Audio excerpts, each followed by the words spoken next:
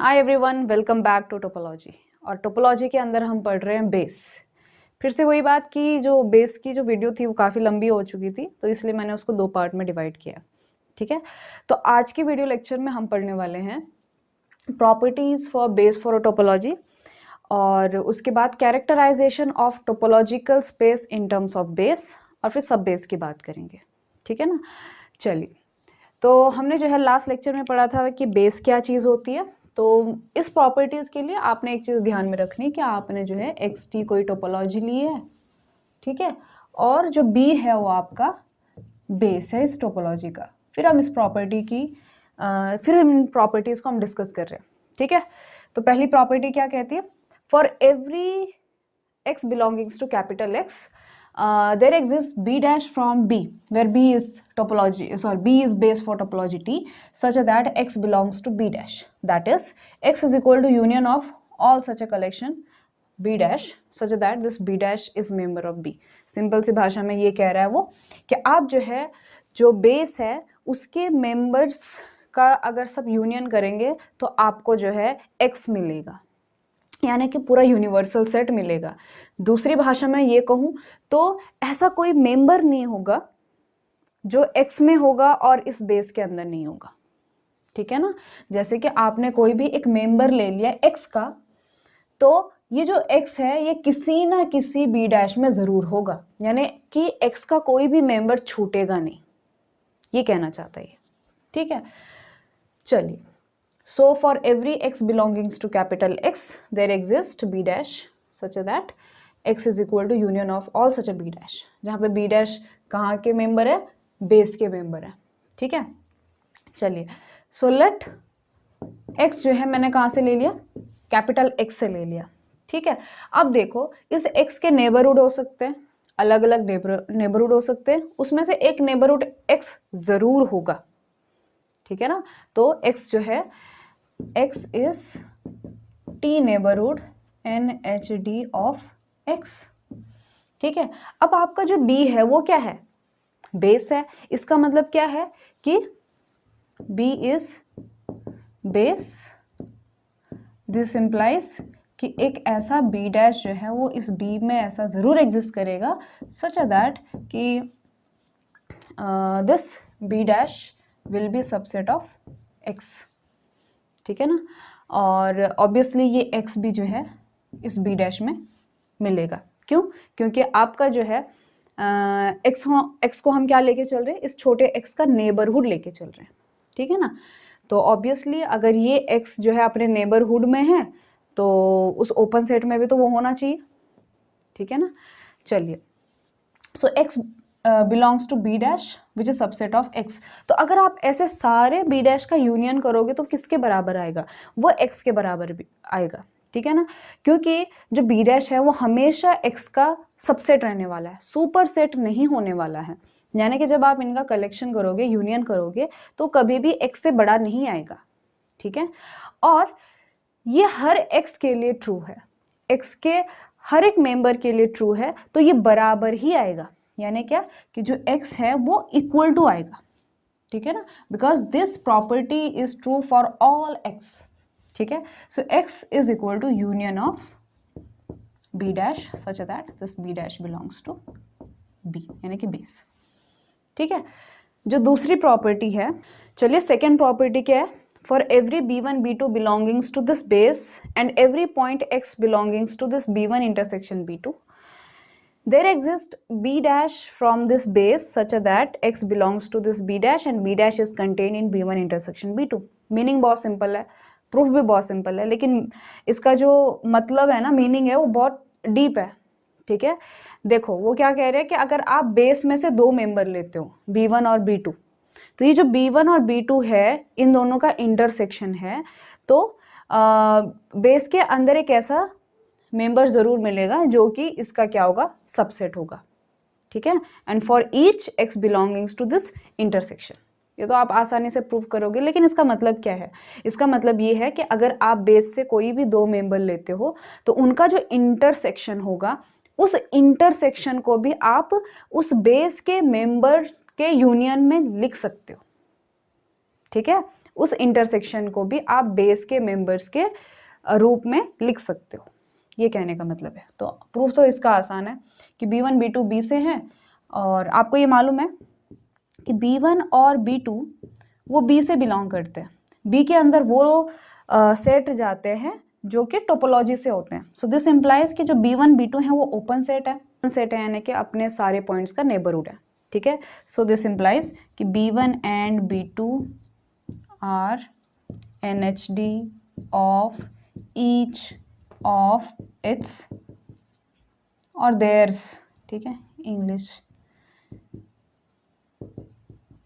Point, respective point, और जितना detail में लिखना चाहो, ठीक है।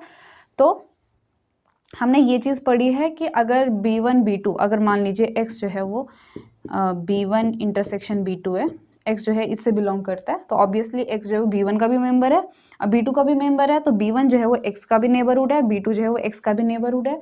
तो आपने देखा है कि इंटरसेक्शन भी क्या होता है, नेबरहुड होता है। दिस इम्प्लाइज कि B1 intersection B2 is neighbourhood of X, ठीक है।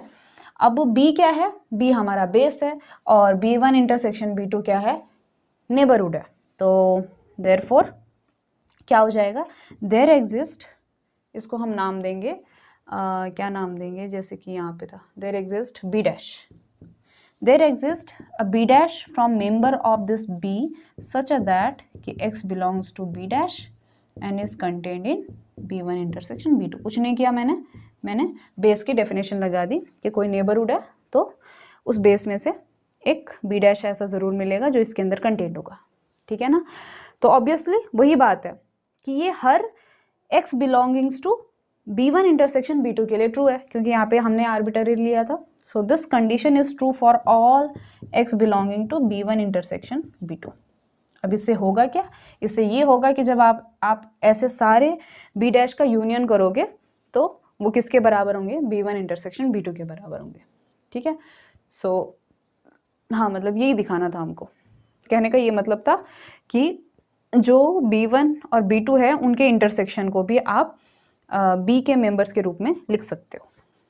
चलिए अब बात करते हैं characterisation of topological space in terms of base. देखो हमने जो कैरेक्टराइजेशन ऑफ टोपोलॉजिकल स्पेस पढ़ा है वो क्लोज सेट के रूप में भी पढ़ा है और नेबरहुड के रूप में भी पढ़ा है। अब हम इसको पढ़ना चाहते हैं बेस के रूप में, ठीक है। क्या कहता है कि अगर X कोई आपने नॉन एम्प्टी सेट ले लिया, ठीक है, B जो है X के सबसेट का कलेक्शन ले लिया जो इन दो प्रॉपर्टीज़ को सेटिस्फाई करता है जो अब भी हमने पढ़ी है कि आप जो है X को इस B के मेंबर्स के यूनियन के रूप में लिख सकते हैं।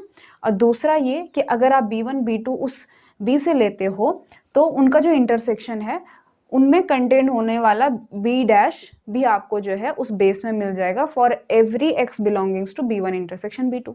अगर ऐसा होता है, अगर ये कलेक्शन जो है इन दो प्रॉपर्टीज़ को सेटिस्फाई करता है, तो इसका मतलब ये है कि there exist a unique topology T for X such that B is base for T, ठीक है।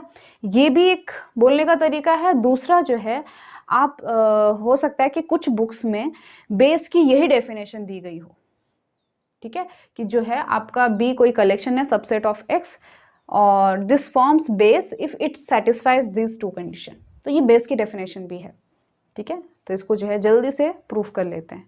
चलिए अब इसका प्रूफ देखते हैं, ठीक है। तो हमारे पास क्या है, जो B है वो X के सबसेट्स का कलेक्शन है जो उन दो प्रॉपर्टीज़ को सेटिस्फाई करता है, ठीक है। हमने ये कहना है कि इस B के लिए एक टोपोलॉजी ज़रूर होगी, क्लियर है।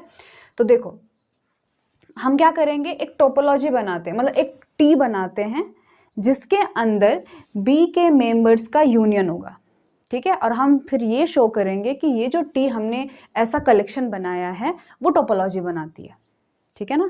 सो let T be collection of all those subsets of X which are union of members of B। B के अंदर जो मेंबर्स हैं उनका जो यूनियन है, उनसे जो भी पॉसिबल यूनियन हो रहे हैं उनका कलेक्शन मैं T बनाऊंगी टुगेदर विथ एम्प्टी सेट। हमेशा हम जो है एम्प्टी सेट को खुद ही उसमें डाल देते हैं, ठीक है ना। तो हमने ये शो करना है कि ये जो टोपोलॉजी है ये जो T हमने कलेक्शन बनाया है ये टोपोलॉजी बनाएगी, ठीक है। तो हमने जो है तीन प्रॉपर्टीज़ को सेटिस्फाई कराना है, बड़ी आसान सी प्रॉपर्टी है। तो प्रॉपर्टी नंबर 1 है कि जो एम्प्टी सेट है वो टोपोलॉजी में बिलोंग करता है। क्यों? क्योंकि हमने खुद बाय डेफिनेशन लिया है, ठीक है। तो हमने डेफिनेशन ही ऐसी बना दी कि जिसमें हम जो है एम्प्टी सेट को इंक्लूड करते हैं, ठीक है। क्या एक्स जो है वो टी में जाता है? बिल्कुल जाता है। क्यों? क्योंकि टी के अंदर ऐसे मेंबर्स हैं जो क्या है, बी के मेंबर्स का यूनियन है, ठीक है ना। और अब हमने जो बी की दो प्रॉपर्टीज देखी थी इससे पहले डेफिनेशन में, तो उसमें पहली प्रॉपर्टी क्या थी कि जो एक्स है it is equal to union of members of B, ठीक है ना। सो क्योंकि एक्स जो है बी के मेंबर्स का यूनियन है, इसलिए एक्स जो है इस टोपोलॉजी में जाएगा, ठीक है। मुझे अभी से इसको टोपोलॉजी नहीं बनाना है, बताना चाहिए, इट इज टी। तो ये जो x है इस टी में बिलोंग करेगा। तो पहली प्रॉपर्टी की एम्प्टी सेट और यूनिवर्सल सेट उस टी में जा रहा है, सेटिस्फाइड, ठीक है। दूसरी प्रॉपर्टी हमने ये दिखानी है कि अगर G1 और G2 मैं दो मेंबर लेती हूँ इस टी से, तो ये जो G1 इंटरसेक्शन G2 है ये भी कहाँ जाना चाहिए, G1 इंटरसेक्शन G2 भी जो है वो टी में जाना चाहिए। ये चीज़ मैंने दिखानी है। देखो अगर G1 और G2 जो है वो टी से बिलोंग करते हैं, इसका क्या मतलब होगा, इसका ये मतलब होगा कि जो G1 और G2 हैं वो B के मेंबर्स के यूनियन के रूप में लिखे जा सकते हैं, ठीक है ना। So let x belongs to G1 intersection G2। तो अगर x मैंने G1 इंटरसेक्शन G2 से ले लिया है, इसका क्या मतलब होगा कि x जो है वो G1 में भी जाएगा, x जो है वो G2 में भी जाएगा। तो अभी हमें डेफिनेशन पड़ी कि जो G1 एंड G2 है वो क्या है, unions of members of B है, ठीक है। सो इसका मतलब क्या है कि B1 और B2 ऐसे उस बेस में, उस B में ऐसा ज़रूर एग्जिस्ट करेंगे सच दैट कि ये जो B1 होगा ये G1 में कंटेंड होगा, ये जो B2 होगा ये G2 में कंटेंड होगा। क्यों? क्योंकि आप G1 को जो है इन B's के यूनियन के रूप में लिख सकते हो, G2 को जो है इन B's के यूनियन के रूप में लिख सकते हो, जो जो उनके अंदर कंटेंड है, ठीक है ना। तो there exist B1 and B2 to this B such that कि ये जो है G1 और G2 रिस्पेक्टिवली कंटेंड होंगे, ठीक है। और ये हर x belongings to G1 intersection G2 की बात चल रही है, क्लियर है। अब देखो x जो है वो B1 में भी जा रहा है, x जो है वो B2 में भी जा रहा है, तो x जो है वो B1 इंटरसेक्शन B2 में भी जाएगा, ठीक है। और क्योंकि B1 जो है वो G1 का सबसेट है, B2 जो है वो G2 का सबसेट है, तो B1 इंटरसेक्शन B2 जो है वो G1 इंटरसेक्शन G2 का सबसेट होगा, ठीक है। So x belongs to B1 intersection B2 and it is contain in G1 intersection G2, ठीक है। अब जो प्रॉपर्टी सेकंड थी वो हम लगाएंगे। देखो यहाँ पे क्या आ गया, B1 इंटरसेक्शन B2, और हमने कहा था कि अगर B1 B2 आप उस B से लेते हो तो उसका जो इंटरसेक्शन है उसको भी आप उस B के मेंबर्स के रूप में लिख सकते हो, ठीक है। So from B2 property there exist a member C from that B such that this C is subset of B1 intersection B2, ठीक है। This C is subset of B1 intersection B2। ये हमने जो है प्रॉपर्टी 2 को यहाँ पे use किया है, ठीक है। और ये ऑलरेडी G1 इंटरसेक्शन G2 में था, तो आप अल्टीमेटली ये कह सकते हो कि जो C है वो किसका सबसेट है, G1 इंटरसेक्शन G2 का है, ठीक है। सो दिस इम्प्लाइज कि आप G1 इंटरसेक्शन G2 को इन C के यूनियन के रूप में लिख सकते हो। और ये C था कहाँ का, ये उस B से था, ठीक है, जो हमारी फ्यूचर बेस बनने वाली है, क्लियर है। तो हमने क्या किया, G1 इंटरसेक्शन G2 को C के यूनियन के रूप में लिख दिया, ठीक है। अब C के यूनियन के रूप में लिख दिया तो डेफिनेशन क्या कहती है T की कहती है कि T के अंदर ऐसे मेंबर जाते हैं जो B के मेंबर्स के यूनियन के रूप में लिखा जा सकते हैं, और G1 इंटरसेक्शन G2 को है ऐसे मेंबर्स के यूनियन के रूप में लिखा जा रहा है, इसीलिए आपका G1 इंटरसेक्शन G2 कहाँ जाएगा, टोपोलॉजी टी में जाएगा, टी में जाएगा, नॉट टोपोलॉजी। T3 की बात करते हैं अब। T3 बड़ी आसान है कि अगर आप G लैम्बडा जो है वो T से लेते हो, यानी कि प्रत्येक G लैम्बडा को आप B के मेंबर्स के यूनियन के रूप में लिख सकते हो, ठीक है ना। So G lambda belongs to T for all lambda belongings to capital X. So by definition of T, each G lambda is, देखो by definition of T, each G lambda is union of members of B, ठीक है।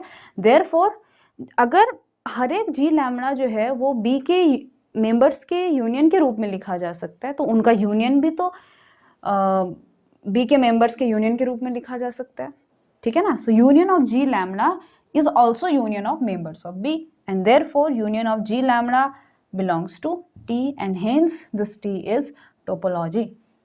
अब आप सोच रहे होंगे कि मैंने पूरा ऐसा रीड आउट सा कर दिया है, ठीक है ना।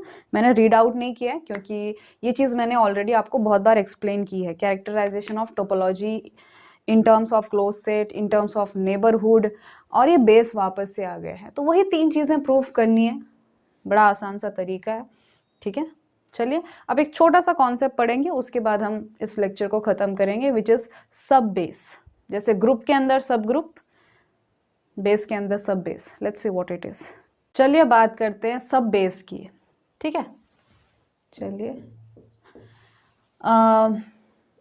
ठीक है, आपके दिमाग में आ सकता है कि सब बेस क्या होगा। ऑब्वियसली जो सब बेस होगा वो बेस से छोटा होना चाहिए, ठीक है। Let's see Xt be a topological space. A collection B star of subsets of X is called subbase for T if, पहली बात कि जो सब बेस है वो भी T का ही सबसेट होना चाहिए। जैसे बेस है, बेस के अंदर जो है वो T के मेंबर्स आते हैं, सब बेस के अंदर भी T के ही मेंबर आने चाहिए।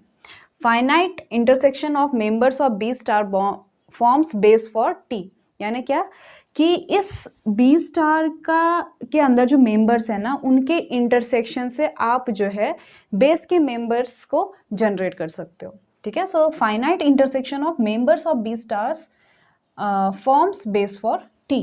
चलो इसको थोड़ा समझते हैं। देखिए आपके पास एक्स है, A B C D, topology है empty A C A D A C D और एक्स, ठीक है। हम इसको थोड़ा उल्टा करके देखते हैं। पहले मैं इसका बेस निकालती हूँ, ठीक है। बेस कैसे निकालूंगी मैं? हर एक पॉइंट के लिए सबसे छोटा वाला ओपन सेट की कलेक्शन लेंगे हम, ठीक है। तो पहली बात करते हैं ए। तो ए को कंटेन करने वाला सबसे छोटा ओपन सेट कौन सा है? This A. बी को, बी के लिए है ही नहीं, ठीक है। फिर जो है सी को, ठीक है। मैंने बी का क्यों नहीं लिखा? क्योंकि बी का जो है सबसे मतलब छोटा तो एक्स ही है ना, तो वही उसका नेबरहुड है। फिर मैं बात करती हूँ सी की। तो सी का कौन सा है इसमें? ए सी डी भी है और ए सी भी है, तो मैं सिर्फ ए सी लूँगी, छोटा वाला।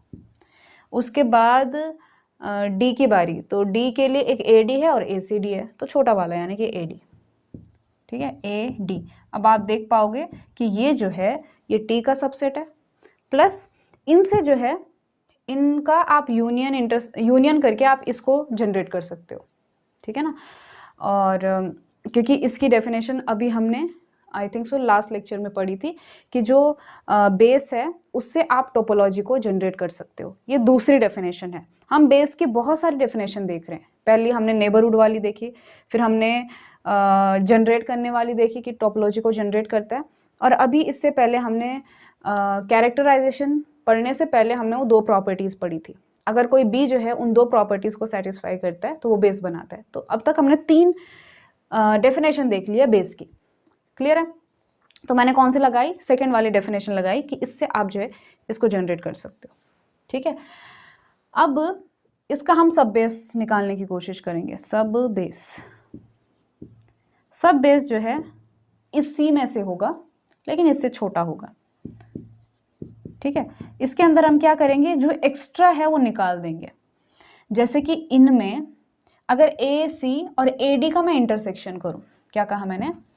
ए सी इंटरसेक्शन क्यों लिया? क्योंकि डेफिनेशन में कहा है कि आप जो है बेस के जो मेंबर्स हैं उनको जो है बी स्टार के मेंबर्स के इंटरसेक्शन के रूप में लिख सकते हो, ठीक है ना। तो ए सी और ए डी का इंटरसेक्शन आपके पास ए आएगा, ठीक है। यानी क्या कि आप इस ए को इन दोनों के इंटरसेक्शन से निकाल सकते हो, तो इसको लिखने की ज़रूरत है ही नहीं, ठीक है।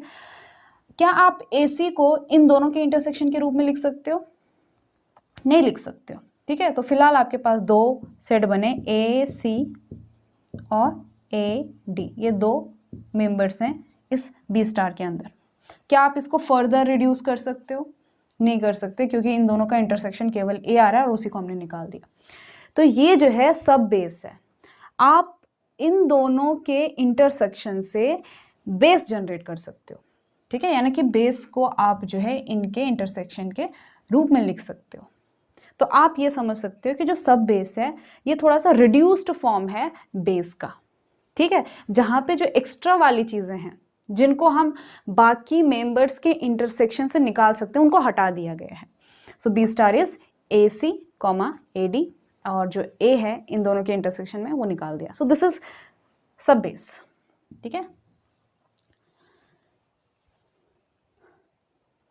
चलिए इसके अलावा और भी एग्जाम्पल होंगे, वो हम फिर कभी डिस्कस करेंगे। तो आज के वीडियो लेक्चर में बस इतना है, और we will proceed in the next video lecture.